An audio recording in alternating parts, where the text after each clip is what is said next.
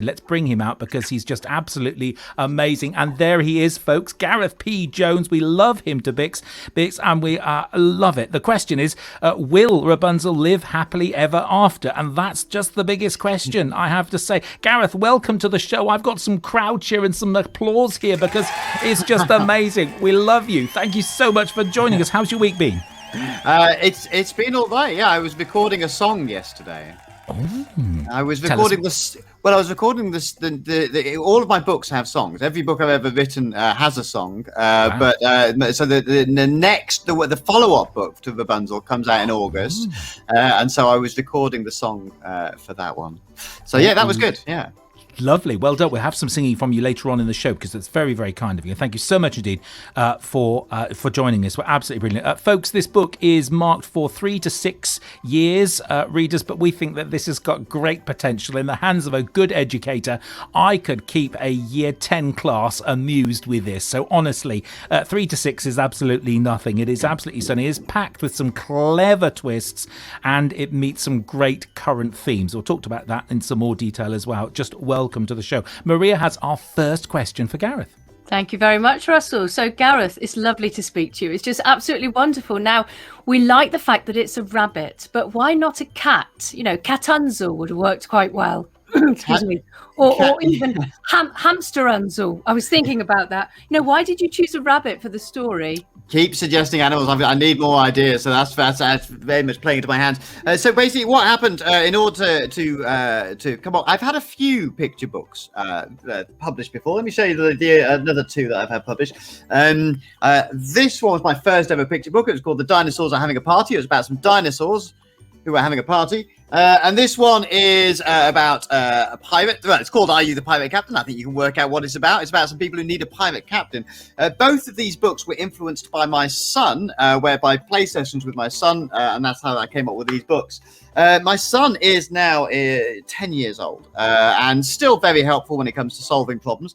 But my daughter is now on the scene. She is 6 years old, and a few years ago, she had a birthday, as people do, and she got taken to Build-A-Bear workshop. I'm not sure if you've ever had the delight of going there, where you can go create your own bear. You go in and you choose I like to call them bear carcasses. I don't think they call them bear carcasses. And then you stuff the bear carcass. So she chose a rabbit. She had it stuffed, quite well stuffed, I would say. I'm not going to say overstuffed, but certainly it's not understuffed. And then she put it in this dress. And so this is what she came back with. And when you look at this, I think anyone in the right mind would either scream or say, "That's Rabunzel," because I see a rabbit in a princess dress. I thought Rabunzel, and as soon as I had the word Rabunzel, I can't do it. Anyway, the Rabunzel. As soon as I had that pun, I then had the phrase Rabunzel, let down your ears, which is the words that come through the book each time, and that's what. And I had the story. Really, the story's got to vote itself at that. So I had no choice. It had to be a rabbit. Do you know, that's wonderful to find out how you actually came up with the idea of the story. And there's so many wonderful characters, Russell, as well in there. Oh, it's just absolutely stunning. On Furry Tail Hill, I love that as well. There's also some, using the language, hungry-eyed creatures. And that's a lovely way of describing danger. Where did you get that idea from, Gareth? I don't know. That was certainly there. It's taken a fair few rewrites, this book, but that was there quite early on. The hungry-eyed creatures and living in. I think initially it was living in daily fear, which I think we dropped the daily, but it was living in fear of the hungry-eyed creatures. I liked that. And when I go to schools, what I do is I get them to do the sounds of the hungry-eyed creatures, because there are 4 hungry-eyed creatures, one of which goes grrr, the other one goes howl, the third one goes sss, and then there's the eagle. Now, what I get them to do is I get them caca, caca, which, that's, as far as I'm concerned, that's the noise an eagle should make. Amazing. Absolutely amazing. Maria, you've got another question. I'm just laughing at it. I'd want to do all the sounds. I wanted to do all the sounds you said. They're brilliant. That's how I will describe an eagle from now on. Now, Rabunzel's mum, really interested about her. She's quite protective, and she's seen, how dangerous, her huge training ears can be. And she decides to, isolate Rabunzel, for her protection. There's a lot going on to think about. What prompted you while you were thinking about this?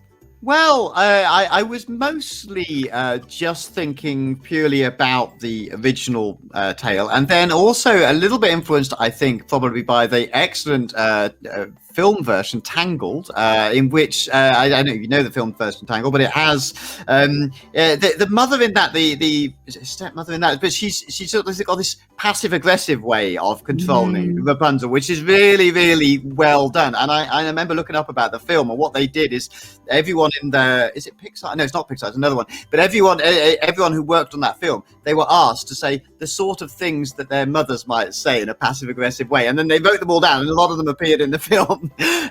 So I was slightly influenced by that. But of course, what I needed really was a character who was going to lock her up, put her up in a high hutch, because that had to happen. And then, you know, the character who does that has to be has to be, questionable, really, I think, if you're going to lock anyone away in a high hutch.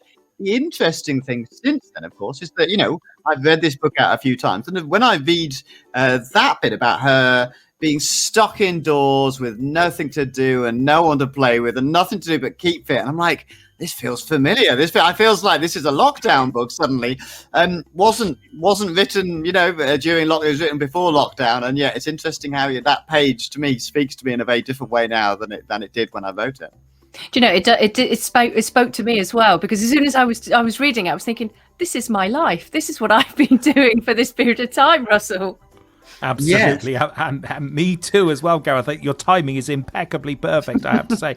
Now, you've very kindly agreed to read some of the book to us this afternoon with hopefully lots of noises and some great voices and some sound effects, and doing it visually means that we can take some visual cues from you as well. What have you decided to read from us? What are you going to read? Well, this is a good question. Where should we? I'll tell you, we'll go from the beginning. We'll do the first few pages. Shall we? Let's see how. Lovely. Thank you very much. Ladies and gentlemen, please welcome Gareth P. Jones to the show. Thank you. Off you go, Jack. Thank you. So this is Rabunzel. As you can see, it's got a nice shiny cover. Written by me, Gareth P. Jones, illustrated by Loretta Shower.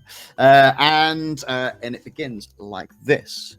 Once upon Fairy Tale Hill, in a field between a babbling blue stream and a deep dark forest, lived a rabbit called Rabunzel. She had a teeny tufty tail, a tiny twitchy nose, and 2 wide eyes. I would like to see your twitchy noses, please, folks.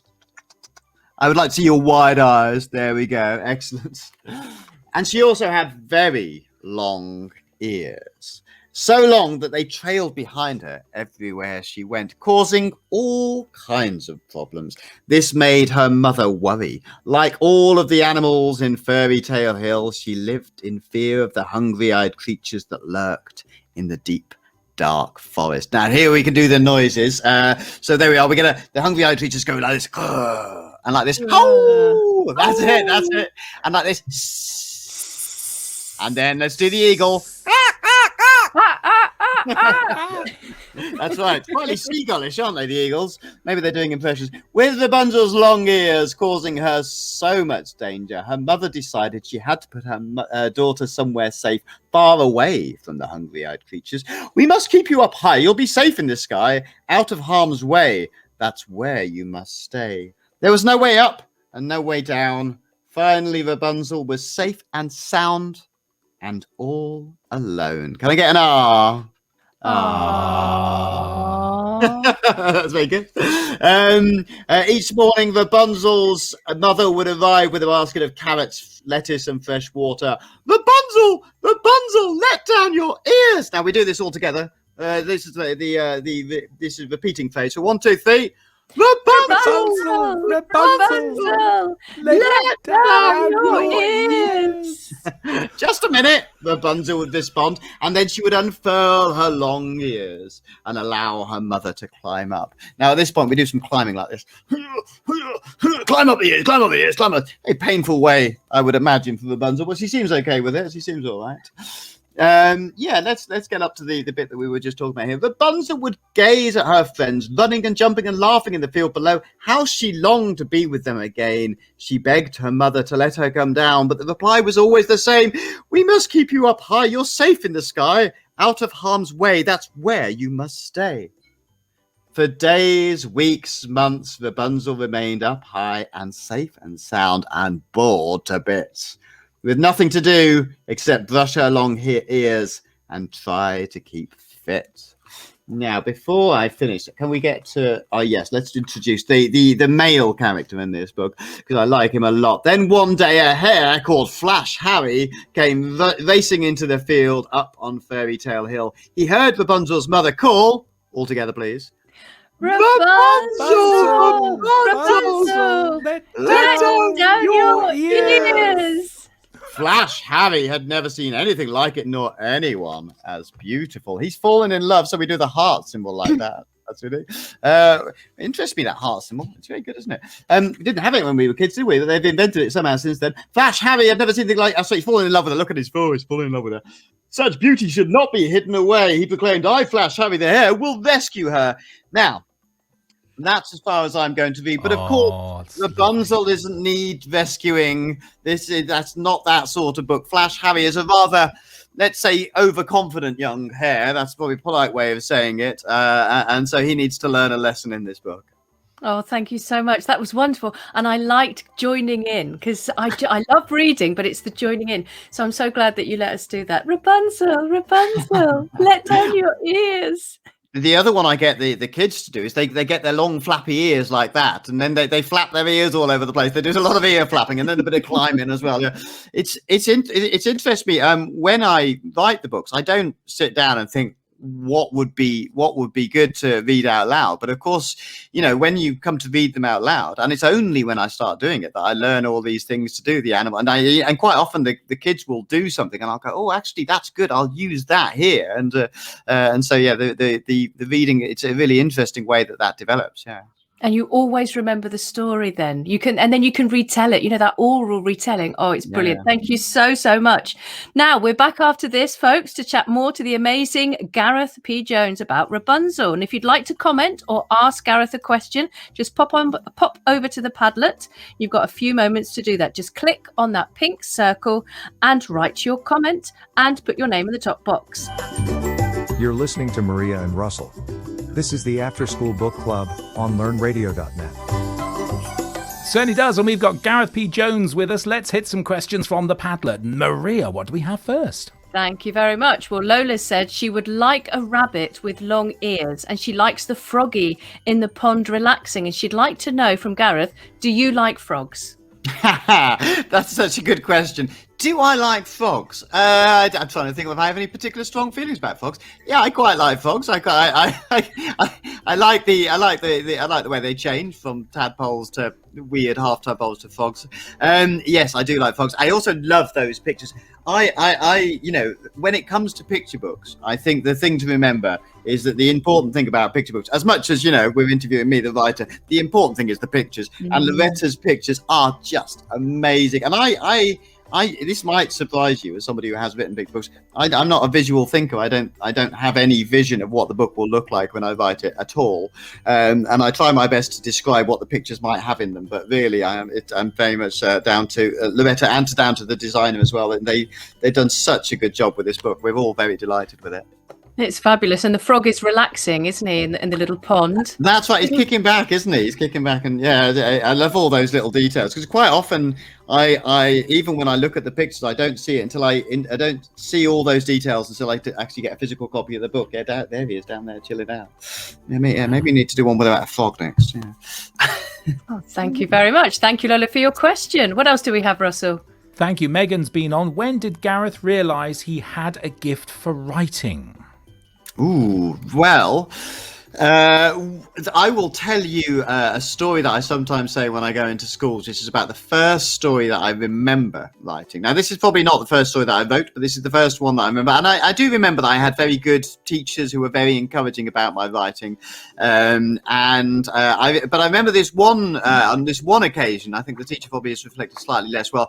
I got told off for talking, as I'm sure we have all been told off for talking. But on this one occasion, I was told off for talking, and it wasn't me talking, it was somebody else talking. Now, when I say this in schools, and I say, has anybody ever had this? A lot of hands go up. A lot of people have felt that injustice. A lot of people have felt, upset and hard done by in schools. But my teacher then said, "Oh, no, we're going to get on with the lesson." She didn't let me have my say, so I had all that anger bubbling up inside me. She said, "We're going to do some writing now." And she probably went on to explain what we were supposed to be writing, but I had stopped listening at that point because I'd been given a piece of paper, a pen, and a sense of injustice. And so I sat down that day and I wrote the story of the boy who got told off for talking, even though it wasn't him talking, it was somebody else talking. It wasn't him talking, it was somebody else who was talking. And I wrote this story, and I got kind of like lost in this story. And it wasn't until I heard my teacher say, "At the end of the lesson, please hand your work in to me," that I realized what I'd done. And what I'd done, of course, is written a thinly veiled attack on my teacher, which I was going to have to hand to my teacher. So I did that, and then I was worried about it. And then the next day when I got my work handed back to me, my teacher had done her marking overnight. Very good indeed. And she'd written a comment. And she'd written a comment to me.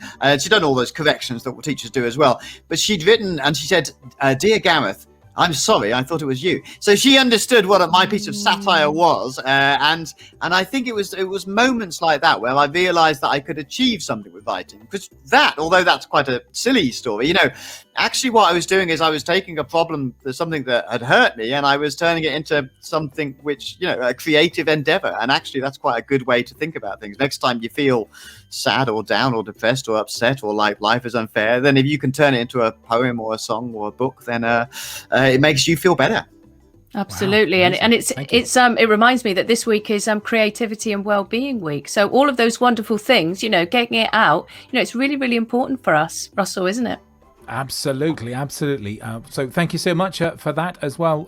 That was a good one, Megan, as well. Maria, what else do we have there? Thank you. So Gareth, Mrs. Cooper has written in. She says, "I wonder if Gareth can say hello to my year 2 class. We're going to read this book tomorrow and I will play the station to them." Oh, how exciting.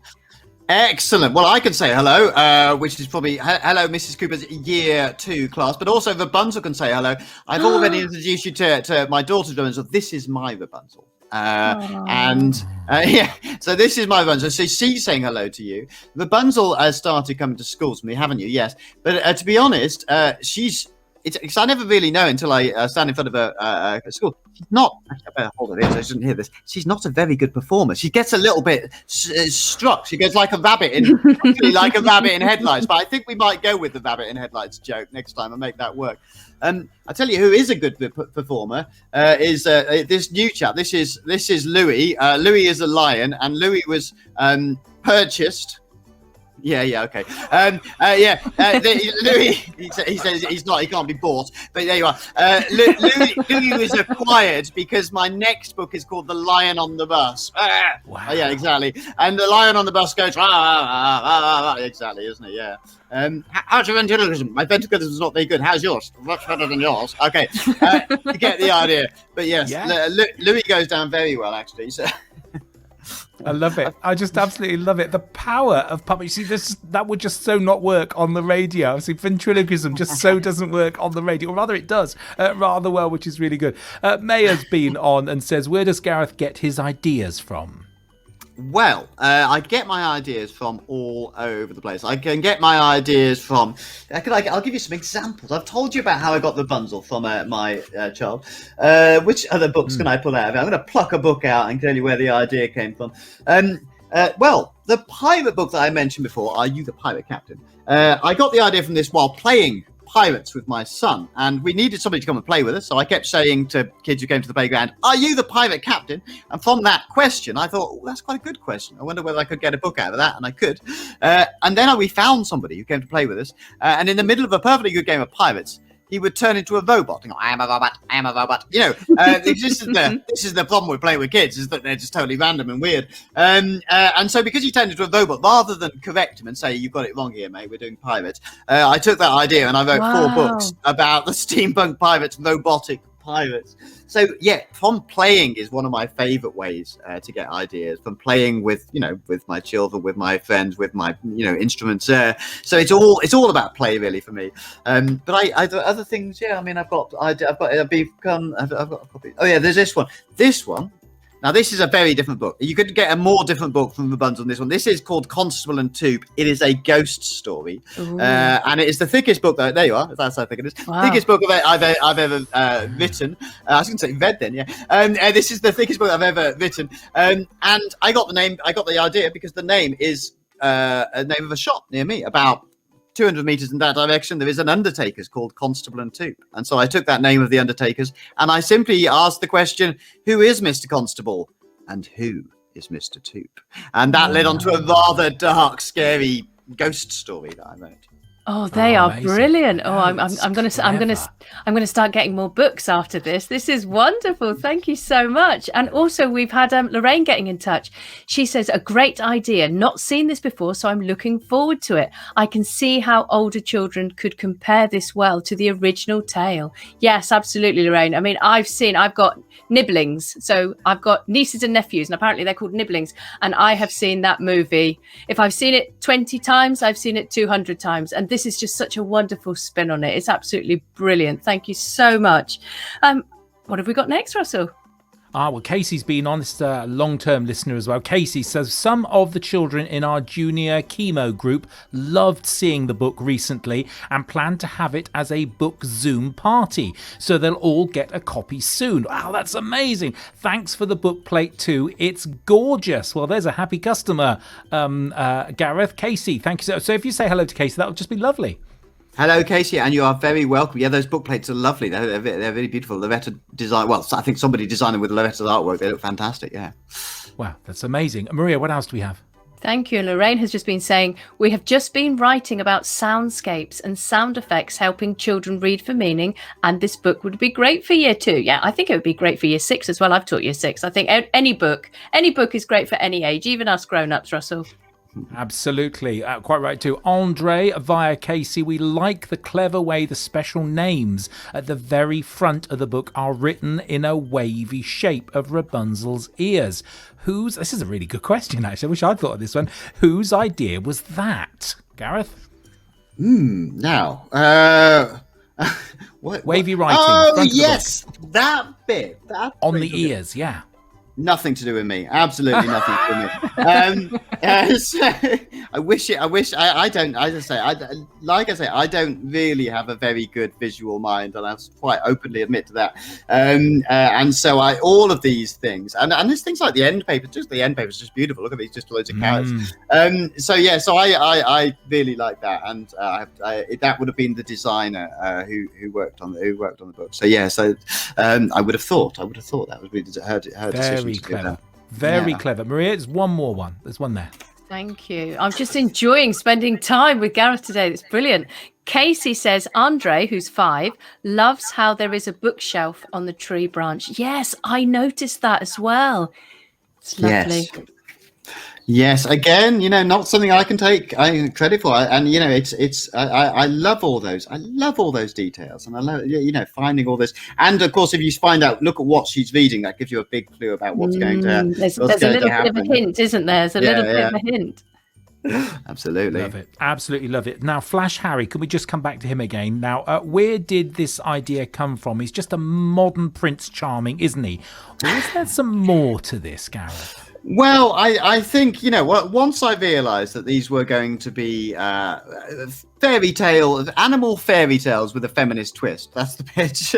Once I realised that was the idea for the stories, then it would made sense that the male protagonist wasn't the usual "I'm coming to the rescue" kind of guy, because there are various problems with all fairy tales. Once you start looking at them, depending on which version you look at them, they all are problematic. None of them are, and quite often they're teaching you things where you think, do you need to be taught that? Why are we teaching that still? So you need to try and find other ways of telling them and other reasons for telling them, I suppose. So I'm not quite sure how Flash Harry just jumped into my book, as you would expect, or ran into my book, I guess, with a single-minded idea that he was going to rescue her. So when it comes to book 2, of course, once again we have a slightly overconfident male character. Maybe I'm now beginning to think that I'm putting myself into these books, these sort of slightly annoying male characters who needs to be taught a lesson by these female characters. Yeah, I think possibly, that might be autobiographical. It looks like you're having a revelation there. Thank Yeah, that's you. right. Yeah, that's literally coming to me as I'm saying it. Just an epiphany. Now, tell us about karate. You have Rabunzel keeping fit and brushing her long ears. Do you enjoy any martial arts? No, I don't do any exercise. I don't do. No, the only exercise I do is I dance. But no, I don't. I don't do any of that sort of stuff. My son did karate for a while. He's very good at it. And I've also written. I've got some. I've written 10 books about ninja meerkats. Now, a ninja meerkat, as you would expect, is in fact you can do the actions for this. A ninja meerkat is a ninja. So the ninjas, we go like this. Ooh, everybody. Thank you. A meerkat, we know, goes like this. Yeah, so you put those two things together, you go, ooh. and that's your ninja meerkat. So yeah, so I wrote 10 of these, and if you were to ask me where I got the idea for these ones, the answer is I got it from an email called Ninja Meerkats, because it wasn't my idea. These were the publishers that came up with this. The publishers called Stripes, as they're there, and Stripes came up with the concept of the Ninja Meerkats, and then they needed an author. This is what happens sometimes with publishers. So they sent out this email, and it had a couple of pages on it, just explaining what their names are. They're called Jet, Chuck, Donnie and Bruce, and explaining that the bad guy was the ringmaster trying to take over the world, and then saying, what will you do with this story? And then I believe about 26 writers had a go at writing these books, and to my great joy and relief, they liked my pitch the most, and so I became then the proud author and adoptive father of the Ninja Meerkats. And then we went on to write 10 books of those, and they travelled quite well. They went to a lot of other countries as well. So yeah, so I have written about martial arts as much as I'm not particularly expert on those things. I have had characters doing that sort of thing before. Oh, I like the sound of that Ninja Meerkats, Russell. That would be really great, wouldn't it? Ha! Absolutely. I know, what a great idea as well. Gareth, can you tell us, often we hear from some of our authors that have absolutely no contact with the illustrator, and I wonder what the relationship was here. Can you just tell us a little bit about that? Well, first of all, I wrote it, which is the usual way, without any illustrator in mind, or without I simply wrote the words, and I sent it directly. Actually, usually I'd go through the agent, but because I'd already got another book, the Lion book with Egmont, who are now called Farshawe, because I sent it directly to Melissa, who works at Farshawe, and then I got a very It's normally when you send books out, people are like, maybe better talk to sales about it. But I got a phone call from Melissa saying, we love this. I've spoken to sales. We want it like this. So it's very unusual. And so at that point, I didn't know what it would look like. And of course, I have some favorite illustrators, but they chose Loretta, and they showed me what the buns would look like, and I said, that looks amazing. That looks great. Go with that. Yeah.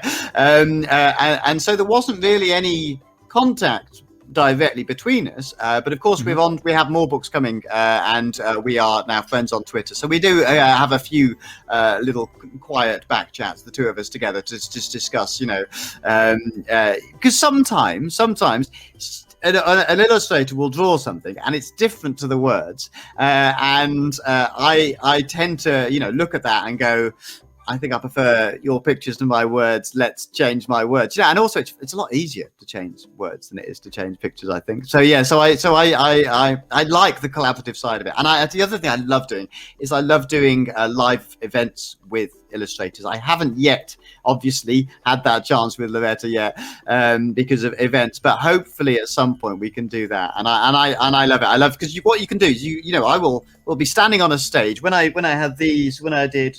I did these books, these were with Gary Parsons, another fantastic illustrator, and very well known for his Dinosaurs Who Pooped books, written by some people who used to be in some pop band. I forget their names.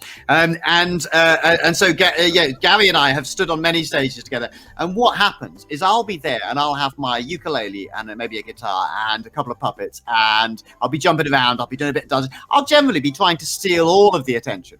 And Gary will just be quietly at the background, just drawing a picture. And at the end, we'll be doing signing, and I'll say to everyone, what was your favourite part of the show? And they go, oh, it's the bit where he was drawing the dinosaur. And I go, yeah, okay. Here's the next one. What's your favourite part of the show? Oh, it's the bit where we draw the pirate. Yeah, okay. Is anyone me? The guy doing all the music, the guy just jumping around, the guy about the book? Nothing. The illustrators just quietly steal all the limelight, and I love it. I like the challenge. Love it. Anyway, well, let us know if we can be any help for you, because we could easily, there's room for another one in here. And if you've got another mobile phone or something pointing at a document camera or something like that, we can bring the drawing and we can actually do the live drawing. Could do it remotely like this, and you never know. Let us know if we can be any use for you at all. Gareth as well. We're back with Gareth in just a minute. Got another music track. Folks, there's another opportunity for you to write on the Padlet there. You can see the kind of detailed answers we're getting today. So please feel free to ask a really interesting question. Every Wednesday at 5 p.m, it's time for the amazing After School Book Club from learnradio.net. And it's 20 minutes to 6 now, Maria. What do we have on the Padlet? Thank you very much, Russell. So we have Lola. Lola says, Gareth, I love your puppets. I love puppets too. I have a frog one and he is my favourite. What is your favourite? My favourite puppet? Well, I can't say that because they'll all get upset. But this is one of my favourite. I bought this guy. I'm suppose I should say, in case people aren't watching, they're just listening. There is now an orangutan with me. Now he's quite enormous. This guy. I bought him a little while ago, didn't I? I found you in a charity shop. Yeah, just sitting there, being you've been left there all alone, haven't you? Yeah, very sad. And I just thought I need this puppet, so I brought him home, thinking I really now need an orangutan book, because I didn't have an orangutan book. No, so I didn't have any reason to own an orangutan puppet. But here's the good news. So the book which is published after Rabunzel, the follow-up book, is called Cinder. Sorry, it's not a orangutan. It's called Cinder Gorilla, and it's all about a gorilla. But luckily, Cinder Gorilla, she will go to the disco ball. That's a spoiler there for you, because the hairy godmother is going to turn up and make that happen. And so you are going to be the hairy godmother, he says. I realise I'm talking to an orangutan. That shouldn't be a surprise to you. So this will be the hairy godmother. We will get you as a. I need to stop talking to you. We will get the orangutan a magic wand and a tiara. Yeah. I love puppets. And one of the interesting advantages I found of having to do everything online is that when you are, as you know, in a little box like we are now, the puppets sort of can come to life in a way which is slightly different to when you're there, because they can just appear and just take over and exactly they can start distracting you, and I did an event. I did a couple of events, live events over Easter, and I had my daughter who popped in to help me with them. And what happened is she got the puppets, and so then the puppets were like attacking me like this in a very Rod Hull type way, and it went down very well. So yeah, we like these puppets. You are rather big to lug around the country, to be honest. We'll discuss it later. We'll discuss your terms, okay? Fine. I just love it. And a charity shop as well. That is such a know. great story. Who would throw him away? Who would throw you away? No, I suppose I you love probably it. know, Well, don't it's you? obviously outgrew the accommodation there as well. Genevieve and Andre are back again as well via Casey. Thank you very much. Does Gareth give the artist any clues or details about the pictures? The rabbit has a bead necklace and the squirrel has a handbag. We love details and look at them for ages. Good question there. Yeah, that necklace is very clever, isn't it? Because it's just sort of a series of circles, and yeah, it totally brings something. And what I do is because you're supposed to. When I write a picture book, I do illustration notes for each page, or ones that and I do my best to try and work out what is needed and what will be helpful to say. I don't know what percentage, if I was to look at what percentage of what I originally said and what percentage of what it looks like, it's probably quite small, because the illustrators have a much better, and the designers have a much better idea of how it's all going to fit together and how it's And the thing is with a picture book, I suppose, is you're telling one story with the words, and the pictures are telling a different story, and then together they tell one bigger story, and that's what makes them so wonderful. Is you can go back to them and you can find different details and work about how those work, but also you can find different clues in it. When this book came out, this is basically in this one they're trying to find a pirate captain because the previous pirate captain was called Captain Sid, and this being a rhyming book, got eaten by a giant squid. So they had to get a new one. So the first chap is rowing along. They think, he's got a hook. He must be the pirate captain because he's got a hooked hand, but it turns out to be a coat hanger. The next one appears to have a parrot, and so you think that must be the one, but it turns out no, it's just an umbrella. There you go. And then halfway through the book, it was mentioned in the text that they somebody has half a map, and then the editor, a very clever editor of this book, came up with the idea that the other half of the map must be somewhere. And so actually, there is a parrot, there's another parrot in this book, this one here. If you keep your eye on this parrot, at some point the parrot will be looking at something which will give you a clue about how to find the treasure. And that's, I didn't like that. I didn't like that. That's, when I was told that, I was like, that's brilliant, that's really good. And I love those things where you read it and then when you read it again, you go, oh, there's something else here, there's something else to find out there. Brilliant. Maria, there's something else from Casey. Can you see that? Thank you very much. So Casey says, Andre, 5, loves how there's a bookshelf on the tree branch. And there wasn't there? There were some wonderful things on there. I'm just going to check for her next one as well. So this is just coming up now. I mean, Gareth, it's just so wonderful to have you on the show. I'm learning so much. And I realize that my bookshelf needs more of your books, especially the pirate ones. Doesn't it, Russell? It'd be brilliant to have more of those on. I know. And we should definitely have you back on again as well. Even just for some cabaret, because I feel the world of entertainment just needs some more Gareth in it, I have to say. And more puppets. And more puppets. We're so getting a show out of that, Maria. I can't tell you. We are so going to have to do that. You've just sparked some great imagination as well. Genevieve, back on again. We learned about Endpapers a while ago. Ooh, this is interesting. And we love the Endpapers in Rabunzel, full of carrots. Endpapers, yeah. It is interesting. I learned about Endpapers when I first read a picture book as well, yeah. And it's interesting because you can do things with that. I've got another example of some good Endpapers. In this one, it's just about a very simple story in which a boy gets invited to a dinosaurs party, and he's there for dinner, but he may turn out to be dinner. So he makes a sharp exit at the end. Now, the twist in this one is that he starts running away when the T-Rex comes out of the toilet, and so he starts legging it. And because he accidentally gets to this, he gets to the table of party bags. Instead of a party bag, he picks up this basket, and then the T-Rex chases him all the way home. And at the end, we saw that the reason the T-Rex was chasing him is because in that basket there was a baby. Now, I wrote that story, and that was my ending, and I was fine with it. And I wrote it for my son Herbie, and I read him this story, and he said, "Oh yeah, good story, nice one, Daddy." And then Gary, who has a son about the same age, Cody, he read it, and he got to this page, and Cody said, "But what about his daddy?" Now, Cody is obviously a bit more of a sensitive soul than mine, and it's a very good point. We had a child here taken away from his daddy, and so we used the Endpapers to have them reunited.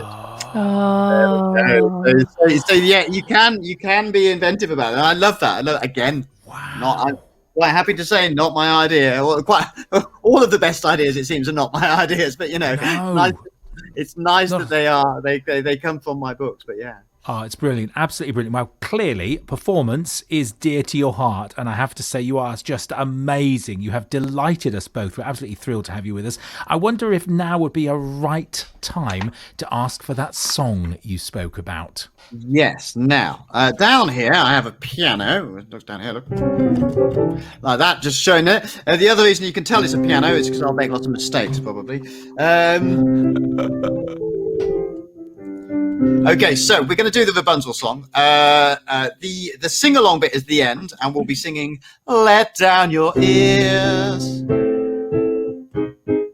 So that's it. But we start off like it has a lot of parts. This song. It starts off like this.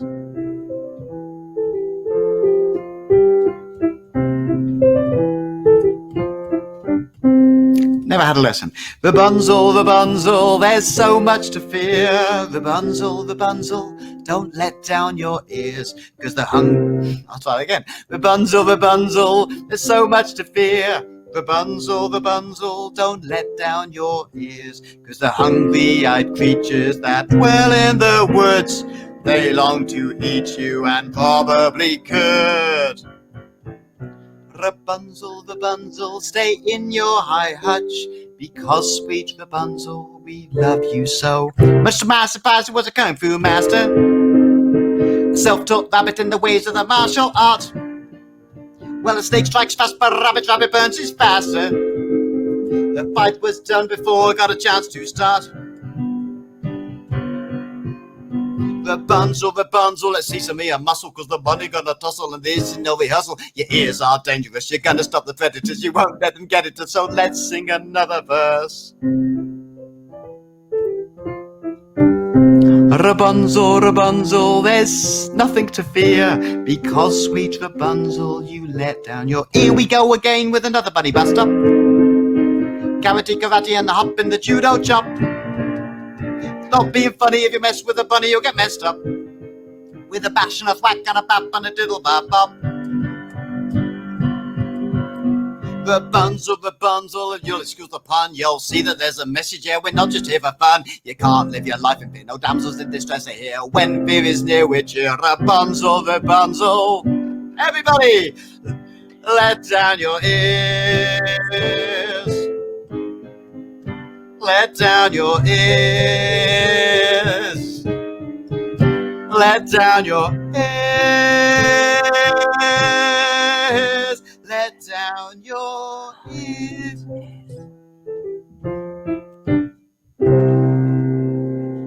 There you go. You can tell it's live. Stunning. Oh, thank you. Amazing. Oh, just amazing. Thank you. You're the full package, aren't you, really? I mean, it's really, really good. I can't imagine. Your interventions must be fantastic, I have to say.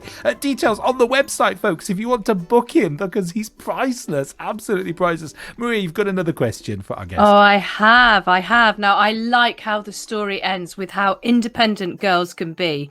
What lessons do you think that young readers will take away from this, Gareth? Well, yes, I think it's that you can... you can stand on your own 2 feet. You can, and I suppose it's 2 things. It's one, she learns to be independent from her would-be rescuer, young, overconfident Harry the Hare, but also from her overprotective mother. But I guess the other thing is that she has long ears, which are causing problems, and she uses that disadvantage to her advantage. So I think there's a lesson in that as well. Thank you. I mean, it was so lovely for me because you can't see them behind my magnificent headset, but I do have quite large ears, and I've always had a little bit of a problem with them. But actually, I can hear very, very well. You see, so out of these things, comes something wonderful. Gareth, it's just been absolutely wonderful, hasn't it, Russell? I've had such fun. How has the time gone by so quickly? I've no idea. With having such a good... There's another couple of minutes, folks, if you want to get a question on. I'm just going to bring the music that we played at the end of the show. I'm going to bring it further forward so you can have a listen to this and write on the show page if you would like to. This is our last track for the series, Harry Styles, and I thought this was just perfect. Treat people with kindness. You're listening to LearnRadio.net with Maria Wojciechowska-Kaneda and Russell Prue. And we've got Gareth P. Jones with us, and we are just finishing off our hour-long show. Just 4 minutes to go until the end of the show. Finally, our last question. Maria, on the Padlet, what do you have for us? Thank you very much, Russell. So we have Lorraine. Lorraine says, thank you, Gareth. Really enjoyed the reading and the show. A great book. She will be recommending it from now on. I'll be recommending everything. And puppets. And the songs. What is there not to like about you? It's everything. You are like the full package. You're just wonderful. Thank you so, so much. Yeah, thank you so much indeed for joining us, Gareth. Absolutely brilliant. You have delivered and then some as well on top of it. It's just been absolutely brilliant. Just a magical. Folks, if you want to connect with this man, just go to his website. Everything is on garethwrites.co.uk. We need to rename that. It should be Gareth Does Impro and fabulous work with puppets, and he's coming to a club near you very soon. You're someone that I think you can grow up with really, really well, beautifully. So you've got stuff for all ages there as well. If you want some details there, he's certainly available, and I think it's just absolutely brilliant. Gareth, you've just been fantastic. Have you enjoyed yourselves on the show? I've had a lovely time. Thank you so much for asking me to do this. Yeah, it's been a delight. So yeah, I'd love to come back, and as would all the puppets. I'll bring new puppets next time. Oh, no, there's an idea for a radio show, isn't there? And with TV, because the TV stuff is just new to us, and it's been kind of born out of. This is the first time we've used the visual broadcast with our book club. We generally use it with the crafting club, which is much more kind of see stuff. You're allowed to see that, and so we've had some great make-alongs as well, folks. I hope you enjoyed the show. Just absolutely brilliant. Put your hands together to thank the brilliant Gareth P. Jones one more time, folks. Thank you so much. Just absolutely brilliant there. I hope you enjoyed that. This book is recommended for 3 to 6 years, but we think it's got much greater potential in the hands of a good educator. I think there's some absolutely marvellous some use of it as well, much higher age range as well. Just look at the way that our listeners today were going, well, there's writing on the ears and there's this and there's that, and things that we hadn't even noticed as well. This is really good. I think there's some good safeguarding lines in there, protection and intrusive issues, which you could have a really good discussion with some much older pupils about. Is Flash Harry doing the right thing? Just loads and loads. And how would you have used this in the classroom, Maria? Oh, this would be fascinating, especially with older children. I mean, there's just so much. I mean, safeguarding, absolutely, but PSHE, asking the questions behind, do you always need to offer help? Do you always need to have help? Lots of things, and we talk about in the Crafty Cafe show, growing your opinion, listening to somebody else's opinion, thinking about your own, sometimes changing it, it's developing. It's all of those wonderful things that as educators, we have the privilege to work with young people. I think it's great. Yes, I'm a lot older than 6 by a little bit. So yeah, absolutely. I loved it. I loved every second of it. Me too as well. It's lovely to see inside the author's mind and the way they kind of work, and I love the puppetry. It's been absolutely marvellous. I've thoroughly enjoyed it. This has got to be up there with one of our very best shows. Absolutely brilliant. Loved him to bits as well. The show page is up, folks, and I've had some requests as well. So Casey asked on Twitter, will it be up to listen again? Of course it will, and we'll put the video up there again, which will appear miraculously on YouTube later this evening. Once we've cut all the copyright music out, we get into so much trouble publishing that on YouTube, and they just don't like it, so we have to make sure all of that is out, which we will do. But of course the audio with the music will always be available for you to enjoy again, because we are allowed to do that. Maria, what do we have next week for our listeners? I started reading this yesterday. This is a book and a half. We have got The Caravan at the Edge of Doom by Jim Beckett, and it's described as a funny, magical, action-packed adventure new for 2020 and perfect for 9+ and for fans of Terry Pratchett. Now, Russell, you started reading it as well. You're a little bit ahead of me, aren't you? I am just a slightly bit. It is just a perfect title, folks. We think there's going to be a lot of staycation caravan holidays coming up in this half-term break, because going abroad's just never been harder than it has been at the moment. Is it amber? Is it green? Is it red? And was it red by the time you come back? It's a nightmare. A lot of caravan holidays and explosions in a caravan were just perfect. Caravan at the Edge of Doom. We are really looking forward to that. Jim Beckett is an absolute dude and a half, and I think it's going to be a great book. If you want to write him a question, just go to learnradio.net/Jim Beckett. That show page is up and running, and we think that staycations and caravanning holidays are just going to be so popular this year. Thanks so much indeed for listening. We've had a blast and a half. We'll get this show up for you to enjoy again, folks. If you have enjoyed it, do show your appreciation. There's a Just Giving page at the bottom of our main page as well. We're entirely funded by your donations and really appreciate your support. And thank you so much indeed for continuing to make our shows free at the point of use. That's really important to us as well. Until then, it's goodbye from her. And it's goodbye from him.